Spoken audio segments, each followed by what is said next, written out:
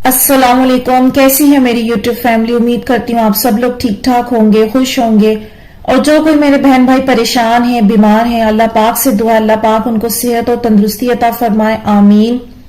آج کی video start کرتے ہیں، اور آج کی ویڈیو میں آپ لوگوں کے ساتھ قرآن پاک کی وہ آیت شیئر کروں گی جس میں آپ لوگوں کو بہت ہمت ملے گی یقین اور توکل پر قائم ہونے کی۔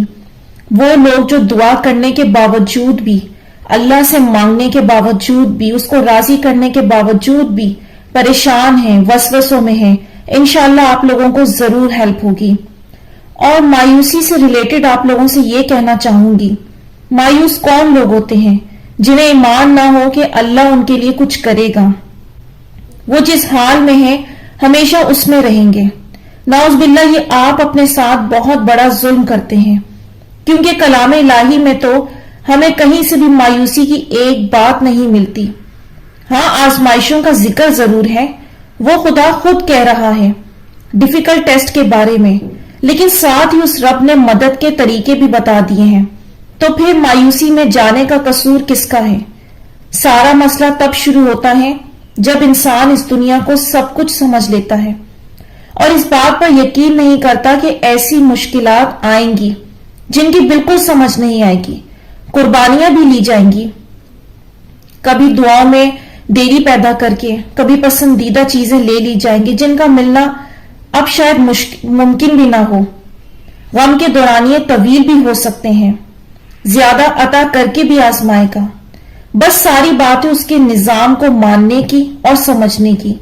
جو لوگ مان لیتے ہیں وہ بلا وجہ خود کو بحث مباحثے میں تھکاتے نہیں ہیں، لوگوں کے بہکاوے میں اور مایوس کن باتوں میں خود کو الجھاتے نہیں ہیں، بس چپ چاپ پورے یقین سے رب کو راضی کرنے میں وقت لگاتے ہیں۔ جتنا وقت مایوسی میں ضائع کرے انسان، بہتر ہے کہ اللہ کو راضی کر لے۔ اس لیے میں آج آپ لوگوں کے ساتھ یہ آیت شیئر کروں گی جو ہم سب کے لیے ایک بہت بہت خاص اور اہم میسج ہے۔ سورہ ہود کی آیت نمبر 56 میں اللہ پاک فرما رہے ہیں، بے شک میں نے اللہ پر توکل کر لیا ہے جو میرا بھی رب ہے اور تمہارا بھی رب ہے۔ کوئی چلنے والا جاندار ایسا نہیں مگر وہ اسے اس کی چوٹی سے پکڑے ہوئے ہیں، یعنی مکمل طور پر اس کے قبضہ قدرت میں ہے۔ بے شک میرا رب حق و عدل میں سیدھی راہ پر چلنے سے ملتا ہے۔ دیکھیں اس آیت میں غور کریں، کس قدر خوبصورت میسج ہے اور ہمارے تمام وسوسوں کا علاج ہے۔ اگر ہم غور بھی نہ کریں اور نہ اس کو سمجھیں تو پھر میں کہتی ہوں اس سے زیادہ پھر کوئی بڑی بات اور ہو نہیں سکتی۔ دیکھیں اس آیت میں جب حضرت ہود علیہ السلام نے اپنے بھائی سے کہا کہ اللہ پر ایمان لے آؤ اور اس رب کی عبادت کرو کیونکہ اس ذات کے سوا تمہارا کوئی دوست نہیں، لیکن ان کے بھائی اس بات پر یقین نہیں کرتا۔ ہر سوال کو وہ کریتا تھا کہ یہ نشانی لاؤ، وہ نشانی لاؤ۔ اس بات پر حضرت ہود علیہ السلام نے کہا اپنے بھائی کو، میرا اور تمہارا ہم سب کا پروردگار خدا ہے اور ہر ایک چیز اس کی ذات اس کے کنٹرول میں ہے۔ اس بات کو دیکھیں، حضرت ہود علیہ السلام کا یقین اپنے رب پر اتنا پکا تھا کہ کسی بھی بات کا اثر ان پر نہیں ہوتا تھا، کیونکہ ان کا یقین گمان اپنے رب سے بہت اچھا تھا۔ انہیں یقین تھا کہ وہی ہے جس کے حکم سے ہر ایک چیز بہترین ہوگی، وہی ہے جو سیدھی راہ دکھاتا ہے۔ اسی طرح کا یقین تم نے اپنے رب سے کرنا ہے کہ جو لوگ مرضی کہیں، حالات کتنے ہی مایوس کن کیوں نہ لگیں، لیکن آپ کو یقین ہونا چاہیے وہ رب بہترین فیصلے کرنے والا ہے۔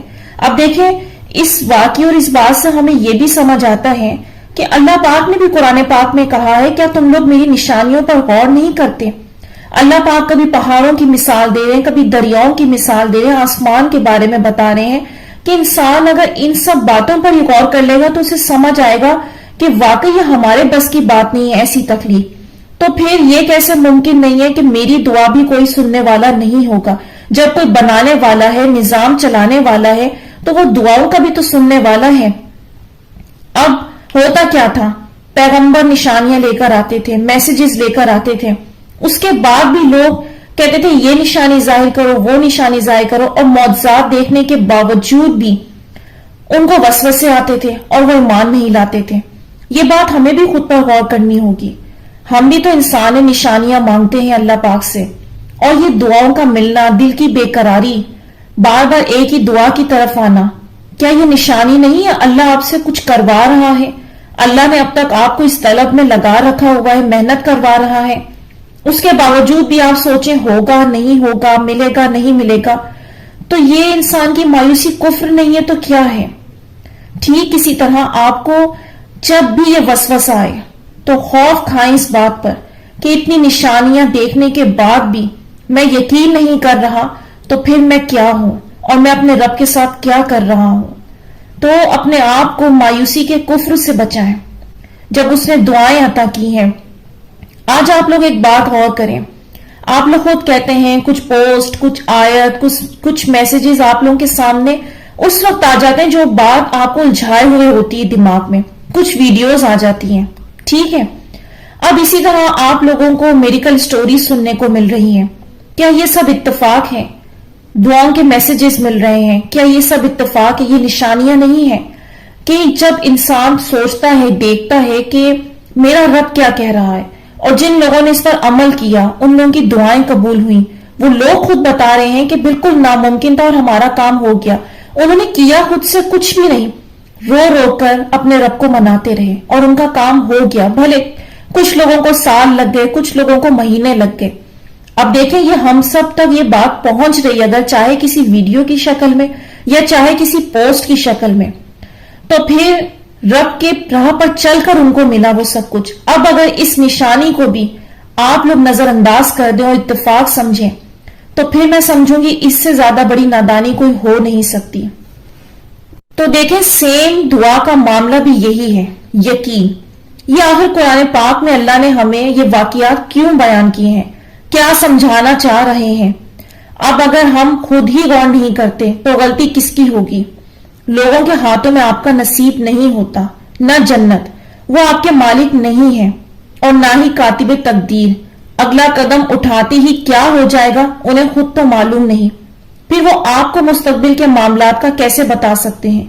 उन्होंने आपको तखलीक नहीं किया है, सो उन्हें इस बात की इजाजत नहीं दें कि वो आपके अंदर मायूसी का जहर भर दें, आपसे आपके ख्वाब छीन लें, आपको आपकी अपनी ही नजरों में हकीर बना दें।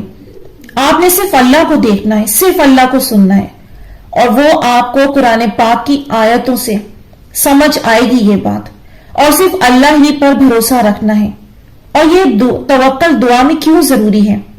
सूरह आल इमरान की आयत नंबर 159 में अल्लाह फरमा रहा है, अल्लाह यकीनन तवक्कल करने वालों से मोहब्बत करता है।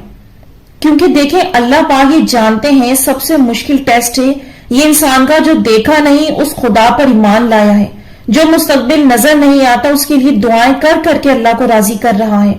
हालांकि शैतान मुसलसल उसके दिल में डालता है नहीं मिलेगा, वक्त जाया ना करो, कल को वक्त गुजरने का पछतावा होगा कि दुआओं से मिला भी कुछ नहीं और इतना इंतजार में वक्त भी लगा दिया। नाउज़बिल्लाह, ऐसे में जो लोग इन वसवसों से लड़कर कायम है तो बड़ी हिम्मत की बात है। जब ही तो अल्लाह ने कहा वो तवक्कल करने वालों से मोहब्बत करता है, और फिर अल्लाह की मोहब्बत कैसी होगी? किसी इंसान को इंसान से मोहब्बत हो जाए तो सब कुछ कुर्बान करने को तैयार हो जाता है। फिर वो तो अल्लाह है, तमाम जहानों का बादशाह।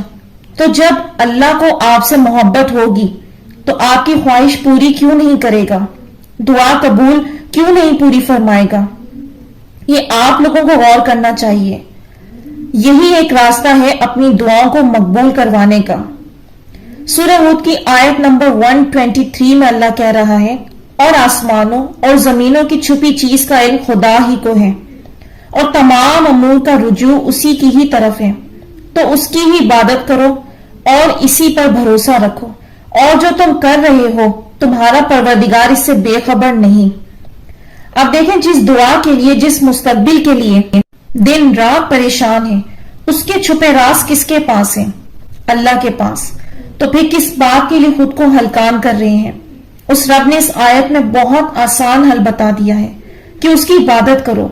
मतलब जो भी आप लोग दिन रात सदका, नमाज, तस्बीह अल्लाह के लिए कर रहे हैं, ये جہاں آپ کو اللہ کے قریب کرے گا وہیں آسانیاں بھی یہی لائے گا. اور ساتھ اللہ نے کہا کہ عبادت کے ساتھ اس پر بھروسہ رکھو. مطلب اکثر ہم ایسا کرتے ہیں نا کہ تہجد نماز سب کرنے کے باوجود وسوسوں سے دن رات ڈپریشن میں چلے جاتے ہیں. کیوں؟ حالانکہ اللہ تو کہہ رہے ہیں جب عبادت اور دعا کا عمل کر رہے ہو تو ساتھ بھروسہ بھی کرو، ورنہ پھر کیا فائدہ ایسی عبادت کا. اس لیے تو وہ کہتا ہے جو تم کر رہے ہو وہ اس سے بے خبر نہیں ہے. تو اب دیکھ لیں دعا کی قبولیت کا انتظار تھکاتا ہے تو اصل میں وہیں پر توکل قائم ہونا چاہیے. تو یہاں میں آج کی ویڈیو کا اینڈ کروں گی. امید کروں گی آج کی ویڈیو نے آپ لوگوں کو کچھ ہیلپ کی ہوگی اور کچھ مدد کی ہوگی. اور جو میرے بہن بھائی مایوس ہو رہے ہیں وہ صرف اور صرف ان قرآن پاک کی آیات پر غور کر لیں جو خالصتاً اللہ کا پیغام ہے. میں خود سے چاہے جتنی بھی باتیں کہہ لوں، میں انسان ہوں، میں گناہگار ہوں، میں غلط کہہ سکتی ہوں، لیکن اللہ کا کہا برحق ہے، سچ ہے. جو مان لے گا اس کے لیے شفا ہے، رحمت ہے. جو نہیں مانے گا تو وہ خود کو تھکاتا رہے گا، بھٹکاتا رہے گا. بہتر ہے اس کو مان لیں. جس راستے پر پیغمبر چلے ہیں یقین کا راستہ، اس کو اپنا لیں. تو مجھے اپنی دعا میں یاد رکھیے گا. آپ سب لوگ بھی میری دعا میں شامل ہیں. کمنٹس میں اپنی رائے کا اظہار ضرور کیجیے گا. انشاءاللہ نیکسٹ ویڈیو میں ملوں گی. اللہ حافظ.